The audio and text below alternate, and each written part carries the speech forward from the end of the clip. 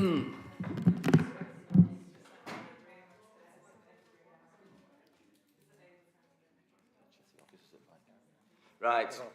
good evening everyone. Welcome to this Cabinet meeting of Chorley Council. The first item of business is apologies for absence. I get some feedback here. We've had apologies from Councillor Alex Hilton, Chair. Okay, and Councillor Wilson said he'll be joining online, which I hope he will do shortly. The next item of business is the minutes of the meeting held on the 11th of June 2026, which are in your papers. Is any issues arising from that? Anybody's got? No. We'll add that Councillor Law was here on virtually, so that's been added already.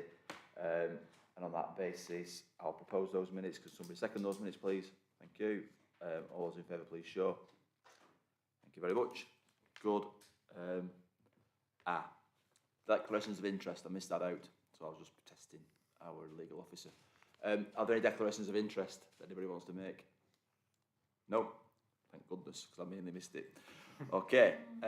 Item 3, are there any public questions, please, Nina? Not received, Chair. Okay, thank you for that. So the first item of business proper is Councillor Murray, and it's the Westmoreland Public Space Protection Order Renewal paper, pages 15 to 38. Thank you, Chair. So this report is to seek approval for the renewal of the Westmoreland Public Spaces Protection Order, which is due to expire in September. Work has been done again with the neighbouring authorities of Blackburn with Darwen and Bolton, and there's no proposed changes to the current restrictions. The purpose of the order is to provide a mechanism for preventing fire-related behaviours that present a significant risk across the moorland, such as barbecues, firework, campfires, etc. For obvious reasons. A breach of the order will remain a criminal offence, and authorised officers will be able to issue fixed penalty notices.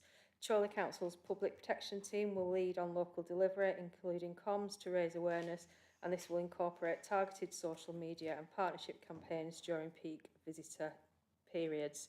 Public consultation was undertaken and is included in the report, and the renewal will be for 3 years. So I'd like to move the recommendations on page 15. Chair. Thank you, Councillor Murray. Any questions on that? Councillor Perks? I'm not surprised. Carry on. Thank you. This one, on the item, the bullet point 23, and he's talking about the council will take the lead. Take the lead on raising awareness. I've noticed the fire service up there putting the notices up to make the public aware, but that was a few years ago, and recently I've been going up to the same spot, walking the dog, and noticed all the signs have been removed. So how often do they regularly check the hotspot areas, pardon the pun, for where, barbecues generally are taking place? I think it's more when we know it's going to be busy up there, that's when officers go up and speak to people rather than sort of heavy-handedly. If the signs have removed, we can have a look at it, but if the fire service signs, we wouldn't necessarily know that they had gone, do you know what I mean? So, but we can look into that and get them to see if they can put them up again. I mean, this is all about sort of not trying to stop anybody having like a picnic or anything like that, but it's just about being sensible up there for obvious reasons. And before you come back, just to make members aware, obviously a lot of this covers antisocial behaviour generally. There's a lot of work being done up there by our antisocial behaviour team, who've been working with the police and the fire brigade and UU. So some of the stuff they've been doing is around off-road bikes up there, using the trails up there. Also, some of the antisocial behaviour that's been going on in some of the parking bays, particularly the viewpoint, etc. And I had an update the other day from we're doing some work with the local council, parish councils up there about CCTV, and that is ongoing at the moment, and it's having a dramatic effect. And in the past, the people have wanted to close some of the viewpoints up there, but what we're doing is doing that work and putting signage up. So much so that when people are seeing that an area is now covered by CCTV, they're turning around and driving off, not even stopping. So they were obviously not going there for the right reasons, otherwise they would have stopped. So we are seeing that impact. So some of the signage goes around with what we're currently doing rather than being ever present, although barbecues, etc. would be never present. Take your second point, Mark. Thanks, Alistair, for that, because even though that wasn't a subject I was going to No, it's bring all right. up on this No, order, no, just to add to what it's been reported many times by a lot of residents, because a lot of dog walkers take the dogs up to the Anglesart Park, and I've reported 3 times to the police. The viewpoint is particularly notorious for the drugs and the amount going on, and the response you get from the police is, oh, we're aware they're there, we'd rather know where they are than spreading them about. I don't think that's a good enough reason, and I know months ago there was some cameras up there, and there's still something up there, so hopefully that's recording that, and that's pleasing, because the sea view is a bad point. The other antisocial behaviour that I've raised, and basically it's the amount of really bad stuff that goes on the car park at weekends, when families go up with the young kids. It's not on seeing some of, I've got to say it, the dirty old men doing some of the things that they're doing, and it's really obvious now that certain cars are trailing around the car park. It's noticed by other people. We often talk about it. We've even taken registration numbers ready to pass on to UU, because it is their property, because nobody, but especially single females who take the dogs for a walk, or people with kids, want to see something that goes on, and it is well known now for a spot. In fact, one of the couple of dog walkers from Adlington were actually told by friends down in Devon, it's on a particular website, what actually goes on the car park at Anglesart, and I think it's appalling, and I would have hoped the police would have taken some action by now. But sorry, that's not my question, but it's because Alistair, it's because of Alistair raised it. I wasn't going to raise it. I'll go back to the order. On the number of breaches, because the Moors suffered that serious fire years and years ago, and I was on the fire authority then and went up to visit with Kim, because it was appalling the amount of wildlife that was lost. And it's a criminal offence, and they've got the fines, and it's up to £1,000. Is there any way that you could tell me, I know you won't know now, how many breaches there have been, and have people just been given warnings, or there are prosecutions and have fines been issued? Well, we have not issued, I don't think we've issued any fines, because initially we wanted to do it more on an educational basis rather than come down heavy-handed, because, you know, but there has been a move towards speaking to UU and the police, saying we need to perhaps up it a bit to make sure people are starting to get fined now. But it's very difficult, because if you have a barbecue or you have a fire and you leave litter, unless your name and address is there, it's very difficult to track. So we are looking at perhaps doing a bit more enforcement of it moving forward. Just one more question. Okay, keep going. When there's particular forecasts coming up of the really hot weather, and it's now becoming frequently seen, the number of people lighting fires at the edge of the reservoir and taking these disposable barbecues. Does the council and its stakeholders and partners actually monitor the area more, or are aware of it? Because I never see anybody, when I take the dog at night time for the hour walk, I don't see anybody around Anglesart, which is a particular bit. And there's fires burning away, and when it's hot weather, it just doesn't make sense that officers, UU officers, anybody is around at night time. You never see police up round Anglesart. I've not seen police when I've gone over to Brinscull, the nice walk across from Anglesart to White Coppice. I just find it incredible that, you know, if we have an order, you would think some of the partners who've signed up to it would be aware that when it's these hot periods, those are the times when the area is at risk. Yeah, as I say, when we do know it's going to be busy, then obviously we look to do patrols and increase comms, etc. But it has actually been raised before about we should, see if the partners will do a bit more, because it is actually UU land, some of it, and also the police. So we are on ongoing discussions with them to see if they'll up the game a bit, basically. Councillor Berry. Thank you, Julie. Thank you for allowing me to speak. I just want to commend the fire brigade service and the police for actually being up in the area. But the main focus, I think, had been the cold water shock and the Float to Live campaign.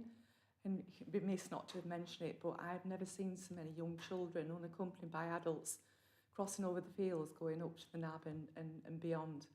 And it's really good that the fire brigade service has been going into the high schools, giving some education, but parents and counsellors, whoever's about, just need to be aware that there's more at risk, not just from fires, but from the water. Thanks. Yeah, do you want to come back on that bit? Yeah, I was just going to say, when you look at the area, and this is only a small part of it, the order, there are so many different things that happen up there, and it's such a massive area to police, and we're not the only person responsible for policing it. So, some people have to take more responsibility as well. Okay, any more questions on that report? No, so Councillor Murray made the recommendation proposals in paragraphs 5 to 7. Is somebody happy to second that? Thank you, Councillor Lowe. All those in favour, please show. That's carried, thank you. We move on to the next item, which is another public space protection order. Councillor Murray, Chorley Town Centre. Thank you.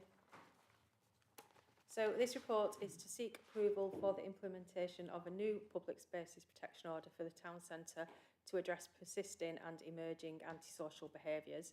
The previous order expired in December 2023, and unfortunately problems in the town centre are still occurring, along with new challenges which are outlined on page 28, paragraph 10.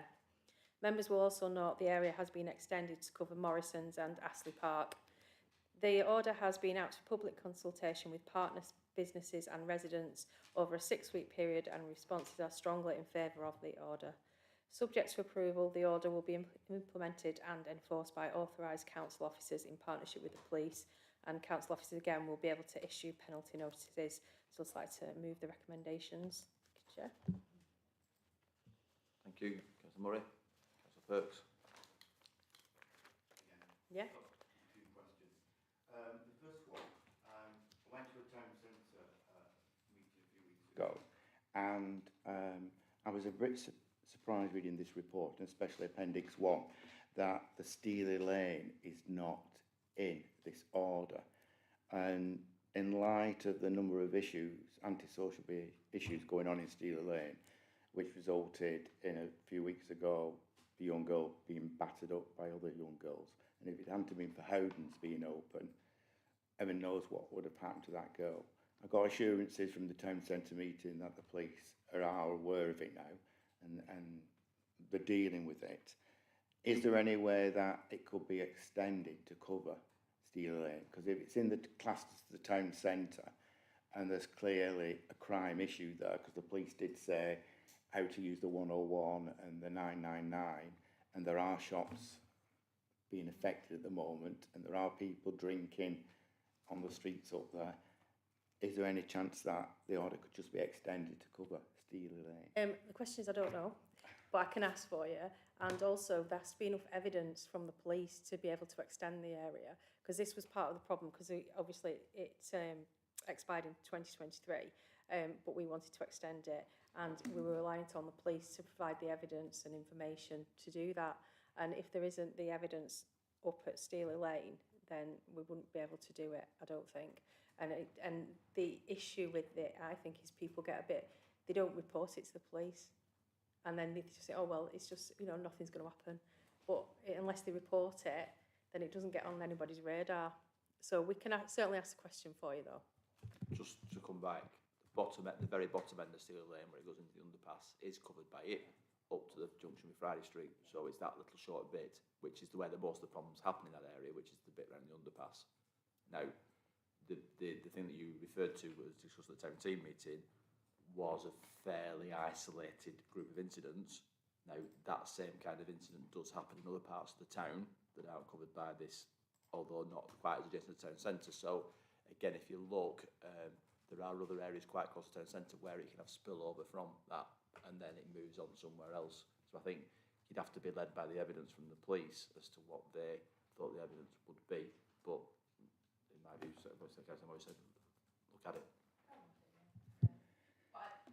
I know what the concern is, that if we put this order here, we just push things out of the town centre into other areas. And I think we really need to be mindful of that when we do these orders. But they also need to encourage residents that if there's a problem outside, they need to report it. On that point, at the town centre meeting, the police issued to the businesses what numbers to use for what particular scale it was going on. The street, Steely Lane at the moment, is going through a high crime phase, and with this report being on here on the meeting tonight, I did actually go to the shops today to ask about how they're reporting. It can take 8-10 minutes the same before it's being picked up, but they are reporting it. The gentleman who can't speak English very well, but his shop is being targeted constantly daily and having items stolen. They've got a 20 phone call list of just the last 2 weeks.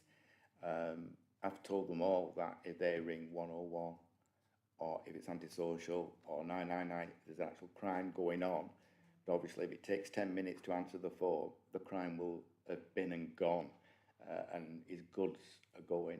So they are aware that they are being asked to phone up the police. They are doing it. And I just think at the moment they're feeling a bit out on a limb because the station's having this lift put in, and so they're a bit cut off from the town centre. The PCSOs are not getting up there, and they just need a bit of reassurance that, you know, these logs are going to be taken seriously and something can be done, because it's their businesses. There's already one business gone on Steely Lane, and they just feel they want that support. I was going to say, obviously, I wasn't at the town centre meeting, and we are not the police, so I cannot speak on behalf of the police. But I think you hit the nail on the head when you said you phone 101 and it's at least 8-9 minutes. And if you're running a business or you've got a family, you know, 8 minutes, it doesn't seem that long, but something else could happen. And I do think that is an issue. But again, we are not the police. And you advised this at the town team meeting, because we did say to the people who were present, the traders who were present, that we would give them other routes to report, which, if it was taking a long time, and we have a member, Julie's on the police and crime panel, so and every police and crime panel meeting they discuss response times on 101. They used to in my day on it, and I'm sure they do now, because it's always been a problem, because the police put the priority on crimes in progress, which is why you ring 999. I would urge that person, if there's a crime in progress, to ring 999. But the response we got in the meeting, which was followed up by Jennifer straight away after the meeting to the town centre traders, was these are the other routes to report, particularly via the council, because the weight of reporting that you're saying, Mark, I hope that that shopkeeper is also reporting it. And I'll tell you why, because right outside his shop is CCTV, right? And it's a very expensive CCTV, because we made sure that Steely Lane has some of the better cameras in the borough, because of where it is. It's a thoroughfare into the town centre. So it's a good way of tracking people who commit crime in the town centre going home, and a good way of seeing who's coming into the town centre. So all the roads like Steely Lane, Pall Mall, etc. are monitored constantly, because they are the routes for problem issues at times. But also that's evidence that we can then take retrospective action against those people. So if that shop is being targeted, the best way is for that person to report it through. And Jennifer gave those details, and I'm sure they can be shared with the Steely Lane shopkeepers, and Jennifer sat there listening to this, so I'm sure that'll be actioned, so that they can then report it. And our chances are they will know the people from the CCTV footage of who's doing it, but that then adds to the evidence of who action can be taken. And that has been quite successfully pursued previously, whether it's town centre or other areas, or edge of town centre areas. So I think, and I know personally, because one of the Hospitality Hub members who was here presenting that said afterwards they were very grateful for the ability because they weren't aware of that. But going back to your point, I was sat at that very meeting next to a town centre trader who said, I was on the phone for half an hour the other day and my husband said, put the phone down, it's a waste of time. So we need to demand a better service from the police. And you heard that when I asked the question about their shift patterns to see that we were getting that service. And I was a bit concerned myself with the response we got. Okay. Any other questions? Sorry. Sorry. Yeah, carry on.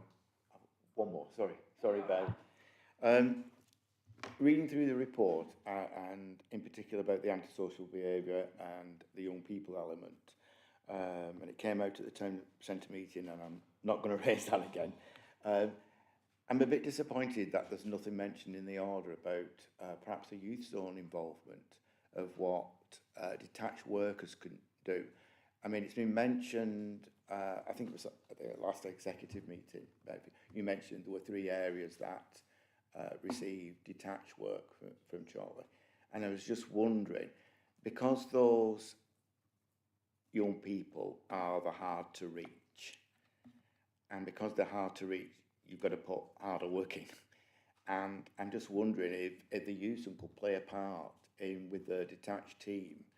Because if the council officers who are authorised to do fixed penalty notices and the police are authorised, but then later at night when a lot of this trouble occurs, the youth zone is open still. And I'm just wondering if there's a detached team there, if they could actually go out, be encouraged to go out, or to support the partnership thing of talking to these young people on the e-bikes, even if it's just from raising, not getting them involved in anything, but highlighting the dangerous aspects of them, you know, riding around the streets. Because sometimes there's loads of cycles going around. And I hate to think if it's all people down there getting, you know, rammed by one of these electric scooters. I think part of the problem is that some of these young people have been banned from the youth zone. So I understand what you're saying about it would be good to try and engage them. But I think a lot, well, some of them, we've tried that already. And you know, they're not allowed to go in because of the trouble that they've caused in the youth zone. We do have various other sort of schemes or projects, if you like. I think last summer, I think it was, we had something on Devonshire Rec, and the people that were running it came down. It was funded by the Police and Crime Commissioner, and it was on Devy Rec, but people that were on Devy Rec came down to the town centre to try and get the young people up to Devy Rec to see if they would engage. So we do try, but ultimately sometimes we can't do anything, and unfortunately it's the youth offending team that have to get involved rather than the youth workers. And the other thing I think we have to remember as well is when you talk about council officers that can issue fines, they're not youth workers. And a youth worker is like a profession, and it's skilled. So saying like council officers could go and speak to them, sure they could, but to engage them properly, you need a professional youth worker. I couldn't just back on that. I didn't say council officers. I was saying if council officers and the police are not around, then the qualified people are the youth workers, because that's what they're trained in. That's why they get qualified at youth work. They are the specialists who know the different ways that you can target young people, especially those that are the most difficult. Hard to reach, yeah. I think there was a comment again at the last town centre meeting with, because the chief exec of the youth zone was at the meeting, Mark, and said some of their people who they have barred from the premises like hanging around at the outside the youth zone, because even though they didn't behave well when they're in there, they still want to hang around nearby. Now, unfortunately, Steely Lane is not that far away, so but it's out of sight of the youth zone. So, but I'm very well aware that the youth zone officers do go out and engage with those young people because they know them. The one problem is they can't then bring them into the youth zone because, and they have done detached work with a lot of those young people previously, and I can't give you individual evidence, but I'm sure Janine, who was here, could do that, about dealing with those people outside of the youth zone so that they weren't, if you like, causing issues within the place, but they were still getting the services that they needed. And they've done a lot of that one-to-one work. And I think it is testament to the youth zone's impact on Chorley that the ASB levels in Chorley are hugely less than before the youth zone was built, which is why it was particularly unfortunate that the County Council wouldn't contribute any funds to it at the time. And we had to do a lot of that work ourselves. because it has had a major benefit, and Chris sits on the board of it and hears this every month or every 2 months when he sits on the board for us, about the fact that it is dealing and tackling with the root causes, even for those kids who have chosen to, you know, not allow themselves to be there. So I think we just need to recognise the work that that organisation is doing across Chorley Borough and particularly around our town centre. So I think that's important. And I think we also then need to, I'm looking at Jennifer now, tackle the issues on Steely Lane at the moment. Sorry, any other questions, comments anybody's got? No? The recommendations have been presented by Councillor Murray on paragraphs 47 with the rest of the Cabinet's indulgence. I'll second that because obviously I'm very keen to see the Morrison's car park being picked up and the Morrison's area being picked up, because that has been a hotspot for antisocial behaviour recently as well, over the last few months and years. So that's a benefit. So I've seconded it. All those in favour, please show. Excellent. Great. Thank you for that. I'm allowed to second things, aren't I? Of course. I'm a cabinet member. Right. I'm not conflicting myself. I should have declared, shouldn't I? Right. Okay. Thank you for that. The next item is Councillor France, and it is the refreshed Chorley Equality Strategy, pages 73 to 102 on your agendas. Thank you very much, Chair. As you say, I'm here to present the refreshed Chorley Equality, Diversity and Inclusion Strategy 2025 to 2028. And I'm happy to present this document. Under the terms of the Equality Act of 2010, we are required to review the action plan, but on this instance have decided to review the whole strategy to ensure it is still compliant and meets current needs. And the action plan can be found under each of the objectives listed.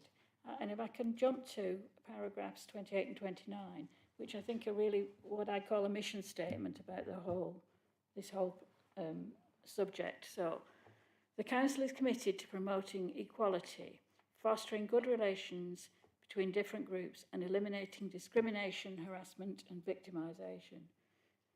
The strategy reflects this commitment and recognises that individuals and communities may face different barriers and have different experiences. The strategy sets out the Council's commitment to building fair, inclusive and equitable boroughs where everyone has the opportunity to thrive. It brings together our ambition to understand the needs of our communities, listen openly and work collaboratively to ensure that services support those who live and work in the borough, both now and in the future. And I think really that says it all in a nutshell, but to just elaborate a little bit. So in order to comply with the public sector equality duty, the objectives are to eliminate discrimination, support equal opportunities and promote good relations, both amongst people of shared characteristics and with the community as a whole. As you will know, there's an Equality, Diversity and Inclusion Board chaired by Councillor Hasina Khan, and all the members of the board have been involved in the development of the refreshed equality strategy and have reviewed and contributed to the final draft. So if you look at your papers, additional detail has been added with each objective and the action plan appended. I'd like to draw your attention in particular to paragraph 13, and that concerns the increasing awareness and understanding of neurodiversity in our communities. So currently the Overview and Scrutiny Task Group is investigating from an equalities point of view, and their report will later be incorporated into the new strategy after it's been reviewed by the Equality and Diversity Board. So the document, the action plan remains a live document, which I think is a good thing because it allows it to be tweaked to new things as they come along, because I think we need to be aware that under the policy there are certain statutory groups of protected characteristics that have to be included, but we as a council are open to adding others should we see the need to. So it isn't necessarily a closed list. So engagement with wide stakeholders is taking place via the Chorley Equality Forum, and each action in the revised action plan will be aligned to the objectives and supported by measurable indicators of success. The Equality Champions staff network has been involved in the revision of the strategy, and delivery teams will monitor performance, outcomes and the impact of the action plan. The oversight of this is by the delivery teams plus the EDI board, and there is annual reporting through the Public Service Equality and Diversity Report. Indicators to measure overall success will include workforce data. Is the workforce representative of our community, and is it supportive where needed? Career progression and individual feedback are all important components, as also is the assessment made by the LGA Equality Framework. But we have to note that individuals have the right to divulge or not their protected characteristics, so there is no statutory way we can be sure that all of these people are actually recognised. So the refresh strategy is attached at Appendix A, together with the impact assessment at Appendix B. And if any of you are interested in reading the LGA Equality Framework, all 76 pages of it, I'll be very happy to forward that to you. But just to say that since September 24 to the current time, I think it was June actually, the score is continuing to improve. So there are 17 targets, if you will, that are rated as achieving, developing or excellent. And where we were 5 out of 17, we are now at 9 on achieving. And so 4 measures have now gone into the achieving range. And so that means that we're only now 8 in the developing stage, not 12. So we've gone up into the next level. And hopefully in the fullness of time, we'd like to achieve 1 or 2 excellence. So happy to take any questions. Councillor Perks. I wasn't intending tonight in asking a question, Margaret, but I'm glad you've read out those 2 bullet points on 28 and 29, because when I was asking the questions regarding the town centre public order, I didn't get the feel that it was being understood about the particular difficulty this particular shopkeeper on Steely Lane was facing. And it's a language barrier, it comes from a different diversity, he's really struggling, nobody's been to support him or talk to him. I was there when a PCO came into the next shop, because I shop there for pet food, and the owner of that shop was having to explain to him. He feels really under pressure at the moment. Businesses are struggling, especially family businesses.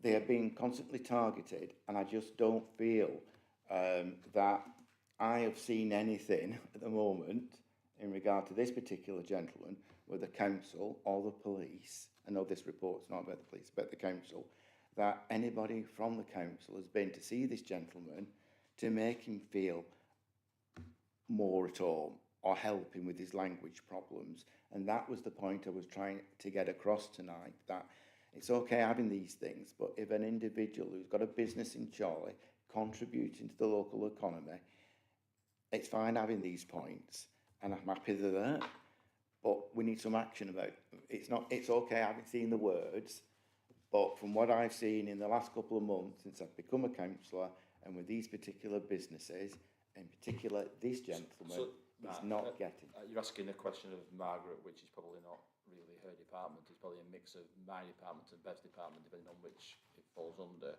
which is, has this business been engaged with? So if you pass that business detail on to Jennifer straight after the meeting, please, she will come back and we can check whether that business has engaged with the council and with the police, because we work in a partnership way with others. So, and quite often if there is a lead agency, we'll go with that lead agency, but we should be aware of it. If we're not, we'll go and speak to that person, no matter what language they're speaking, because we have the ability to do that. And we also have ward councillors in that area that I'm sure will be delighted to get involved, because one lives within about 200 yards of that shop. Right. Well, okay, and I'm sure she'll know them intimately. So let's pursue that. I don't think Margaret but you can speak to the strategy by all means, Margaret. Thank you, Chair. Yeah, well, I was going to say actually that most of the Asian business holders are well aware of Councillor Sina Khan, who herself lives on Steely Lane, And if he's not been round to see her, then I'd be very surprised, because she gets on extremely well with all of the taxi drivers and all of the Asian community in that area, and does a lot of really good work for equality. I'd be very surprised if he hasn't been around to see her, and if he hasn't done, he really ought to do. Thank you. Just as a further point, I just checked. Our town centre officers that you were at the meeting the other week, Mark, Hassan Malik at the back there, and Alan Court. No, it wasn't the meeting. He sat behind you at the meeting, yeah. And Alan Court, who was the officer in charge of that meeting. Both have spoken recently to all the businesses on Steely Lane because of some of the work that we're doing up there, on the improvement works that we're doing. There's a community impact project ongoing on Steely Lane. So I suspect the member, now whether he put two and two together and spoke to them about the incidents that were going on in the shop at the same time, but again, Alan is directly involved in that, so we will find out. But I think there'll be a log if they spoke to that, because the task force there to speak to every business on Steely Lane, whether they were there at the time or not, so to get in contact. Okay. We've got off slightly off the strategy. Any other questions on the equality strategy? He's got no. In that case, it's been proposed by Councillor France on paragraphs 2 to review and approve the refreshed Equality, Diversity and Inclusion Strategy. Somebody happy to second that, please? Thank you, Kate, Bev, Murray. And all those in favour, please show. Okay. We've got to go into part 2 papers because we've got a commercially sensitive proposal to take forward. So I'm going to propose that we exclude the public and press at this moment, if we can. Somebody second that, please, for me. Thank you, Adrian. All those in favour? Good, thank you. Can we do that and let me know when we're good to go, please?